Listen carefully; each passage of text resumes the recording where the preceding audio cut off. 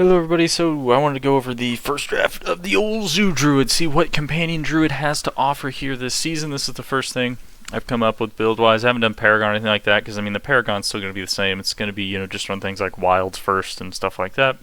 So it's going to be very familiar to last season's. I will do a full in-depth guide once the season starts and I actually get, obviously up to level, but for now, I just wanted to go over the new items and the new itemization that Companion Druid really has access to, because there's some good stuff that got added. So, for those of you that have been following my builds before, I run Great Staff of the Crone, and the reason why I run Great Staff of the Crone with my Companion builds is it gives you the best resets on your Companion skills, right? So with Pack Leader here, it says Critical Strikes have a 20% chance to reset the cooldown of your Companion skills. And what this does is it casts, every time you cast Claw, it also casts Storm Strike. So you're casting two abilities for one. So just your ability, you're just essentially accelerating the data sheet, I guess, if that makes sense, or like the whatever the statistical term would be for like how many occurrences you're getting of a move in order to be able to proc it. And not only that, Claw has a 50% lucky hit, so that's one of the highest lucky hits like in the game. If you try to use other skills like Shred or something, for example, it only has a 20% lucky hit chance. So yeah, you're not really going to see the resets very often, so it's just really good to run Great Staff of the Crone to get those, for really to like smooth the build out. You don't have to. I do know there are people that run, other variants of Companion Druid, right? But this is just, in my opinion, the easiest way to do it to get the resets is just run Great Staff of the Crone. After that, so the reason why that's important is because we have Aspect of Adaptability being added in this season. So this makes your basic skills deal 80% increased damage, and it's on the utility slot. So this doesn't even take up an offensive slot, which is massive. Then we have Paingorger's Gauntlets. This is a new pair of unique gloves. It says when a basic skill first hits a marked enemy, the basic skill's damage is echoed to all marked enemies, dealing 100 to 200% increased damage. Now, I'm kind of expecting this to have plus ranks to basic skills on it, or basic skill damage. I don't think we've seen Paingorger's actual like secondary stats yet, but because if they did, it would already like have been added in here, right? So because like I think we've seen like the Starfall Coronet, for example, and they have that added in here. So I don't think this has been revealed, but if this ends up giving us like plus ranks to basic skills, it's going to be like even better. If it also gives us like attack speed and stuff like that too, it's going to be like super good. So yeah, Paingorger's definitely going to be pretty good. It's going to give us really good access to AoE. So when you combine like Paingorger's and just Poison Creeper resets alone, like you're just gonna be decimating things, like especially early on. Like my gosh, all the way up until level 75, I would say. Well, actually, sorry, not even level 75. It's more of like Nightmare Dungeon tier. Like once you get up to like tier 75 is when you might start seeing it. But honestly, I'm kind of expecting this build to go all the way to 100 just because these two things got added in. I think once you get like fully geared out with uniques and stuff, I don't think you should have really any problems clearing high nightmare dungeons. So the next thing I wanted to point out was Juggernaut's aspect got added in, and this one's pretty interesting because it just gives you a ton of armor.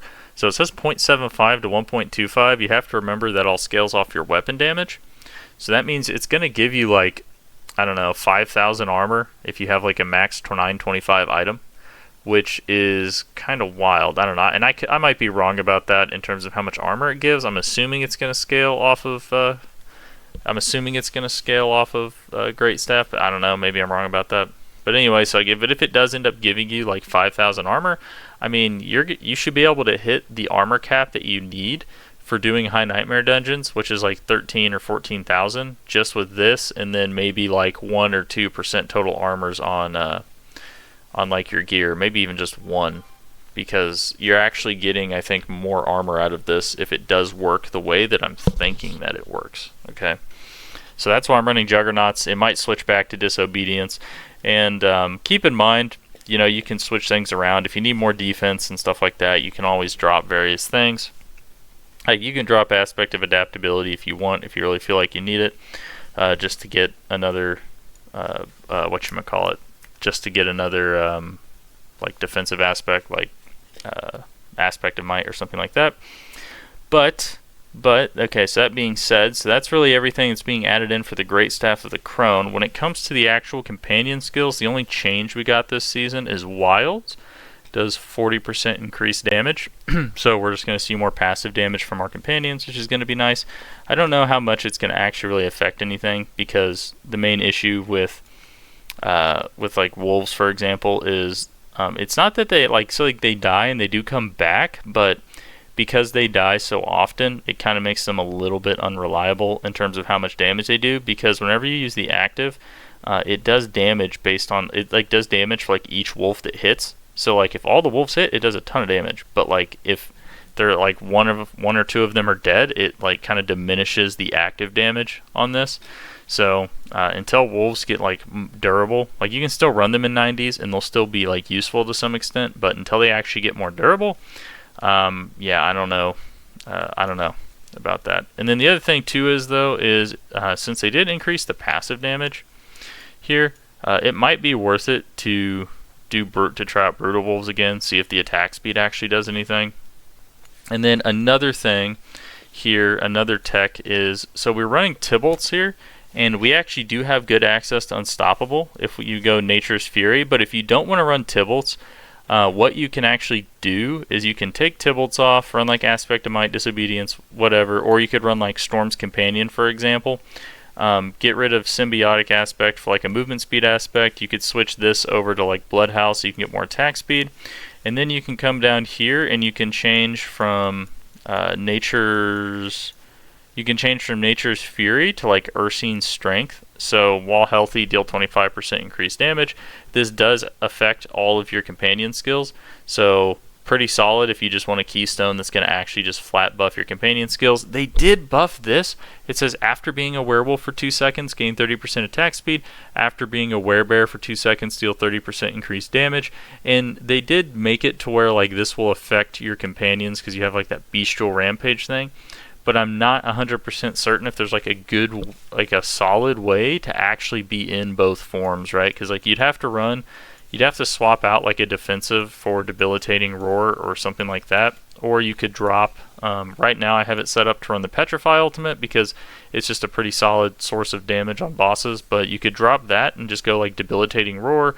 Or something like that, just so you can actually get both forms. And you could try that out if you wanted to, but you would need to give up an offensive slot, which I don't really like the idea of doing. I think it's like me personally. I think it's probably just better to do the Nature's Fury thing or go Ursine's Strength because you'd be getting that 25% increased damage. The only thing you'd be missing out here is 5% damage and the 30% attack speed, but the attack speed would really only affect your wolves.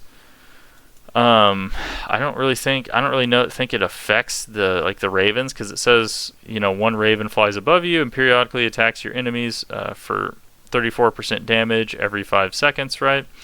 So that becomes 3, and I don't think the attack speed actually increases the damage rate of ravens. And then it says emerges from the ground every 7 seconds. So the only thing it really affects is your wolves, which are going to end up dying later on anyway. So I just don't think maximizing attack speed.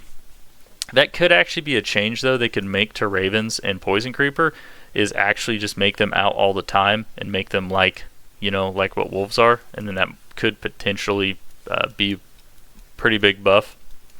Because right now the passive damage is pretty mediocre on pretty much all the companion skills except for maybe wolves at lower levels. So anyways, yeah, so there's that. So that's the whole thing with Tybalt's Will. Yeah, so we have easy access to Earthen Bulwark, resetting that with Symbiotic to get Unstoppable all the time. So you can still use Tybalt's Will, which is a 40% damage increase to everything, which is pretty nice. After that, we're using Aspect of the Stampede. I threw this on here because it gives me, more damage to everything as opposed to more damage to one thing. You could also go like Rapid Aspect here or something like that. I am running Aspect of the Alpha here. That's another option you could do, I guess, if you wanted to. Is you could put Aspect of the Alpha here if you really wanted to buff the wolves damage early on. That's actually not a bad idea because the wolves do quite a bit of damage early on. Like, I mean, really, if you found a Storm's Companion and an Aspect of the Alpha, like early on, you should just be like decimating everything, right? But I put Aspect of the Stampede here just so I could get more damage for ravens and poison creeper as well, instead of just extra damage for wolves. But that's kind of a preference thing. Anyways, this also Aspect of the Alpha also gives us access to rabies, which is going to kind of bring me to the next point of why I'm running X-Falls. Running X-Falls because we do have multiple poisons that do end up on the target. So the first one is going to be Toxic Claws in the passive tree. So whenever we hit something or crit with a werewolf ability, it is going to put Toxic Claws on them. That has a chance to proc X-Falls. The other thing we have is we're going to have constant Poison Creeper resets. That is going to have the chance to proc X-Falls. And then we also have Aspect of the Alpha applying Rabies, which that is also going to proc X-Falls. So yeah, that's going to be pretty interesting. Another thing you can do is they did actually end up buffing this. They went from 30% to 60% on this, so they are trying to buff the rabies damage a little bit, and rabies does have a decent like lucky hit chance. So like early on, if you wanted to, you could just like drop like Petrify or something, I don't know, and like just run the rabies ones just to try to buff the rabies damage. Really there's a lot of different options and ways you can go about it, but yeah. Because if you have rabies and you're able to just like manually apply it, that would actually be pretty good for X-Falls because it has a 50% lucky hit chance on rabies, which is actually really high. So like you could proc X-Falls like quite like you. I think rabies is going to actually proc X-Falls like the most out of any poison because you have like this one right here, right? It says you have a lucky hit of 28%. So if X-Falls works like the other ones where it says lucky hit, your damage over time effects have up to a 50% chance. Yeah, so up to a 50% chance, so it does work like that.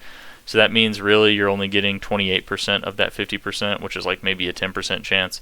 But with rabies, you're actually getting a 25% chance to proc that. So that's something to keep in mind, and rabies does spread pretty quickly. The other thing is I put poison support in here, so like just kind of getting into the construct, which is probably one of the biggest pluses to this is we actually get another whole companion. Is probably the biggest thing that's going to be added for companion druids this season is the fact that they get another companion. Is we're going to have this special companion, so we have poison support. 50% the supported kills damage is applied as poison damage. Now I don't know if like anything like Aspect of the Stampede is going to affect the construct. I'd imagine it won't, but I am hoping that this poison support will proc X-Falls. I'm going to have to test it out when I get it, but if it does, yeah, I think going like poison support with Tempest is going to be pretty good. It's just going to put a ton of poison damage on anything. One downside with all the poisons is we can't really tech in Blurred Beast anymore because they did change Blurred Beast, or it no longer deals like damage based on the amount of poisoning damage. It kind of got like turbo nerfed. So like Shred Druid is still going to be good. It's still going to be fast. It's going to be one of the fastest speed farming builds in the game for sure for Druid, but it's just not going to be like what it was last season. But anyways, so gripping support, this is going to make our construct pull everything, like pull a bunch of enemies in. So this is just a way to get everybody grouped up for all of our AoE effects. Then we have safeguard support. When you the support skills, you get damage reduction. So I don't know how much damage reduction this is, but I'm kind of hoping that, yeah, I'm hoping that's quite a lot because that'd be pretty cool. So then we have multi-shot support here with focus fire. So channels array of fire onto 2 targets, and I actually put dusk support on this. And the reason why I put dusk support on this is simply because if it does proc X-Falls, it gives me another way to put an additional dot on them to try to proc X-Falls. So I'm hoping it does. If it doesn't, whatever, it's cool, right? And then the other thing here too is I also put burning support, right? So you have burning, dusk, and poison. So if it does actually proc X-Falls, you have 3 different more poisons here, plus like the rabies poison, plus the toxic claws poison, plus the poison creature poison. You have like 7 poisons there to proc X-Falls. So like in my mind, that seems pretty good. In my mind, it seemed pretty good. But will it actually pan out? I have no idea. And it has multi-shot, so it launches additional projectiles. I don't know how that's going to affect this. But yeah, so it also hits in an AoE for fire damage, so that's cool. We'll end up seeing how it goes. I have no idea, but looking like an interesting season for Companion Druid. So anyways, guys, I think that's really going to do it for this.